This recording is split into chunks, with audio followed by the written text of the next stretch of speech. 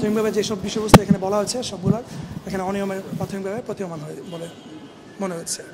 এখানে পরিবহন যারা এখানে অনুমোদনকারী ছিলেন তাদের থেকে শুরু করে ড্রাইভার পর্যন্ত সবারই একটা সম্পর্কিত রয়েছে বলে প্রাথমিকভাবে প্রতীয়মান হচ্ছে আমাদের মধ্যে। কারণ বিলটা যখন প্রাথমিকভাবে জমা দেওয়া হয়, হ্যাঁ, সাবমিট করা হয়, তখন পরিবহন কর্মকর্তারা সেটা অনুমোদন করেন। এভাবে হচ্ছে মানে স্তর বাই স্তর অথবা যেটা বলেন উপর পর্যন্ত সেটা নোটশিট পর্যন্ত অনুমোদন হয়ে দেন হচ্ছে বিলটা পাস হয়। তো প্রাথমিকভাবে মনে হচ্ছে যে এখানে ড্রাইভার থেকে শুরু করে উপরে ঊর্ধ্বতন যারা এখানে রয়েছেন সংশ্লিষ্ট কর্মকর্তা সবারই একটা যোগসাজশ রয়েছে বলে প্রাথমিক প্রতীয়মান হয়। আমরা মূলত এখানে অভিযোগে যেহেতু 3 মাসের কথা বলা হয়েছে, এপ্রিল মে জুন এই 3 মাসের রেকর্ডপত্র আমরা সংগ্রহ করেছি।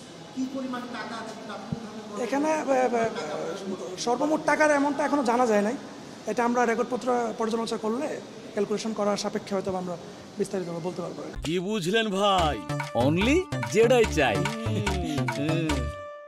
আনুমানিক আমরা মান্থলি যেটা পেয়েছি প্রায় প্রতি মাসে 80 থেকে 1 কোটি টাকার মতো বিল হয় ওনাদের ভাউচার অনুযায়ী 80 থেকে 1 কোটি টাকার মতো বিল তারা হচ্ছে অনুমোদন করেন। তো এখন ওখানে রেকর্ডপত্র যেগুলো যাচাই বাছাই করার সাপেক্ষে বোঝা যাবে যে এখানে কোন বিল ভাউচারগুলো অনিয়ম হয়েছে, কোনগুলো জালিয়াতি হয়েছে। এখানে ওনাদের মানে সিটি কর্পোরেশনের যত গাড়ি রয়েছে সবগুলোর বিলের কথা বলছেন। সংখ্যাটা জানা যায় না, সংখ্যাটা আমরা রেকর্ডপত্র নিয়েছি, হয়তো আমরা হ্যাঁ রেকর্ডপত্র যাচাই সাপেক্ষে আমরা বলতে পারবো।